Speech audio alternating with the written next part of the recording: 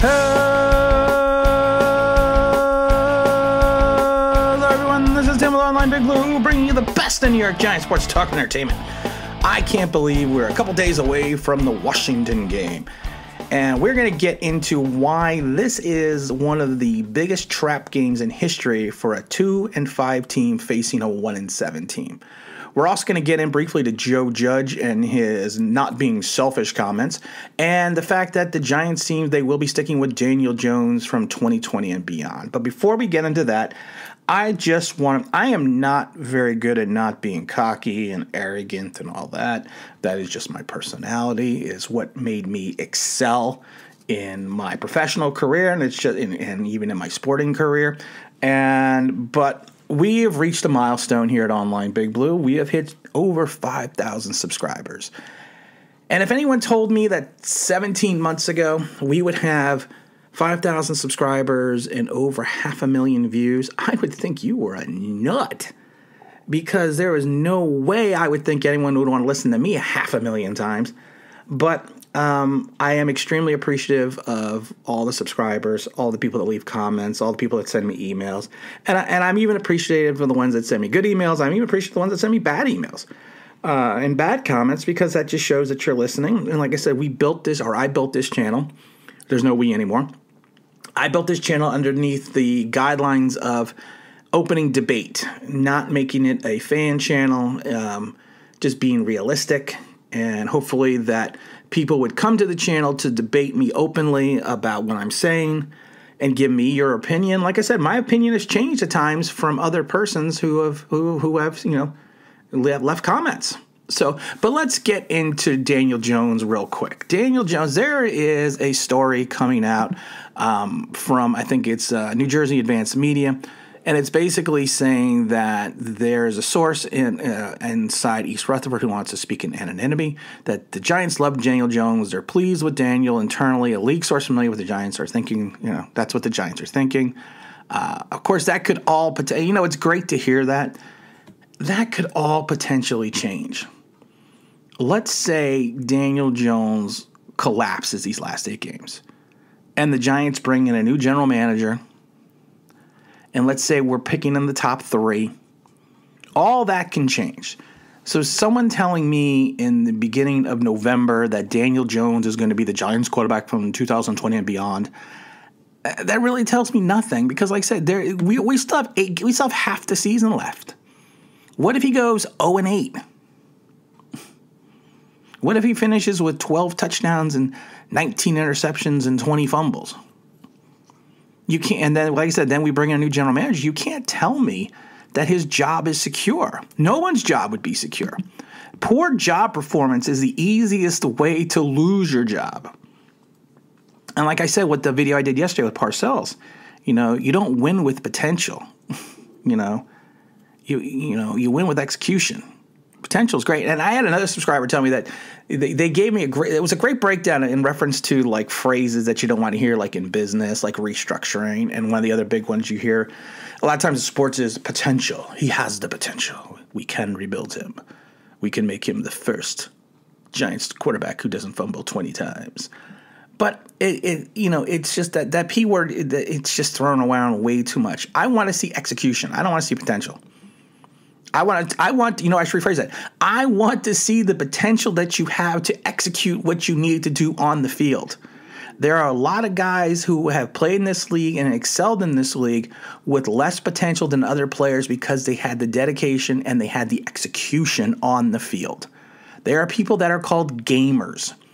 And I'm not talking about the guys sitting in front of the PlayStation. I'm talking about guys that look like they suck in practice and look like they're disinterested. But then when the lights turn on Sunday and they walk onto that field, they are a different player. And that's what I think I need to see Daniel Jones become. I need to see him become a gamer, a game time player.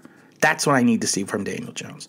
And so you can't tell me that the Giants are going to stick with him beyond 2020, with 8 games left in the season. You really can't. Now, the other thing I want to talk about briefly is Joe Judge talking about, and this is old news, about talking about players being selfish and how he's punishing Golden Tate by sending him home and making him stay on the he was on the scout team yesterday. I mean, In some ways, you're having the Parcells double standards. Parcells did have double standards on his team because Lawrence Taylor could do whatever he wanted. Then there was rules for the rest of the team. You talk about selfishness, but Daniel Jones, Saquon Barkley, Sterling Shepard, and multiple other Giant players go out and break NFL protocol for COVID. And thank God nothing happened, but they still selfishly, after a loss, selfishly went out and put themselves in that situation. Golden Tate complained because he's not getting the ball, because he is open, because he wants to help the team win.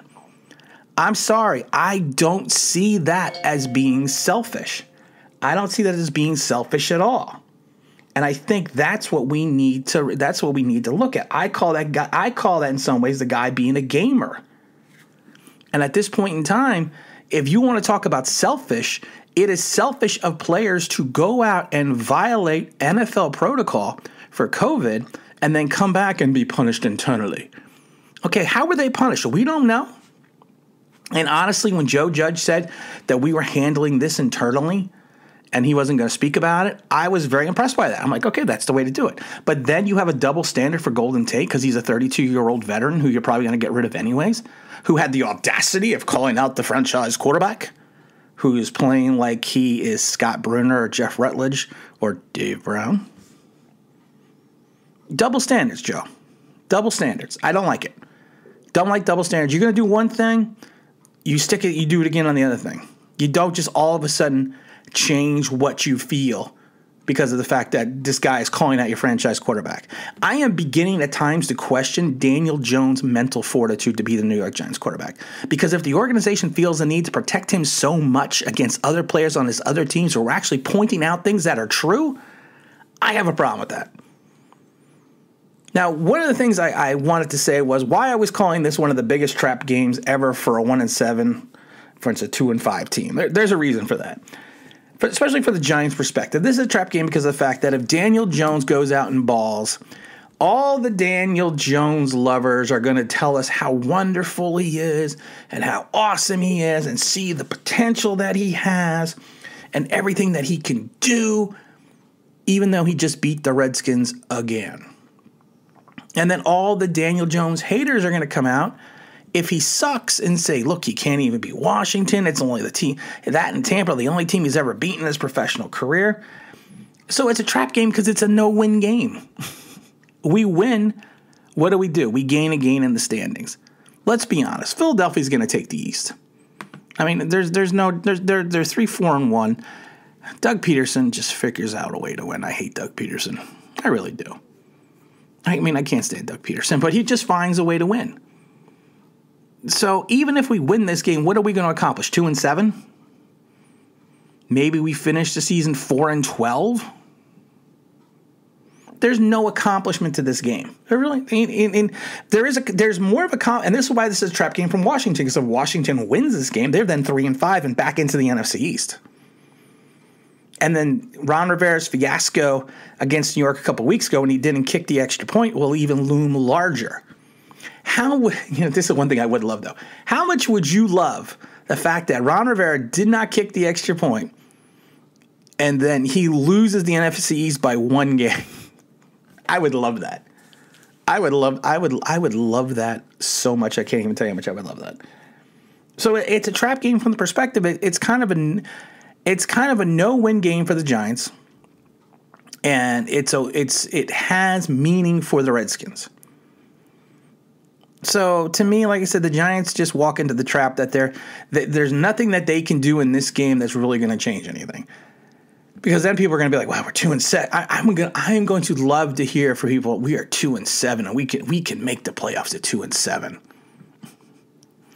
Really? Because then we play the Eagles. The Bengals is no longer a gimme game. We play the Seahawks, the Cardinals, the Browns, the Ravens, and then the Cowboys. The Cowboys is a gimme game. But we could potentially lose 1, 2, 3, 4 of those games. 5, really. I'll give us a shot against the Eagles. I'll give us a shot against the Bengals and the Cowboys. But I'm not even sure. Like I said, the Bengals game to me is not even a gimme game anymore. Joe Burrows, man, that kid looks for real. I mean, I wasn't sure how he was going to ball out, but he looks like he's the real deal. So, I mean, like I said, I can't even give us that game anymore. I would like to, but I can't. But like I said, that's why this is a trap game for us. And it's also kind of, like I said, and it's a trap game for Washington, because if Washington beats us, they may, at 3-5, they may be in the boat we were a couple weeks ago, that we may think we are better than we are. You know, false hope is not hope. And that's what people need to realize. And that's what people also need to realize about Daniel Jones and the rest of the season. We are 1-7. We are what we are. We just kind of have to go from there. I'll probably do a video on Saturday. I usually don't like doing weekend videos. Maybe I'll record one Friday night. But we'll do a video on Saturday with our predictions for the game. And, of course, we'll do our end of the game wrap-up. And, again, I do want to thank everyone for helping us reach 5,000 subscribers, 500,000 views. Like I said, 17 months, man. That's crazy. That just blows my mind. And like I said, I'm not a guy that's usually speechless, but I am speechless on that. But again, thank you guys so much, and we really do appreciate it. And again, this is Tim with Online Big Blue, bringing you the best in New York Giants sports talk and entertainment. And as always, if you could like, if you could subscribe, if you could ring that bell, I think you know what that means. That'd be awesome.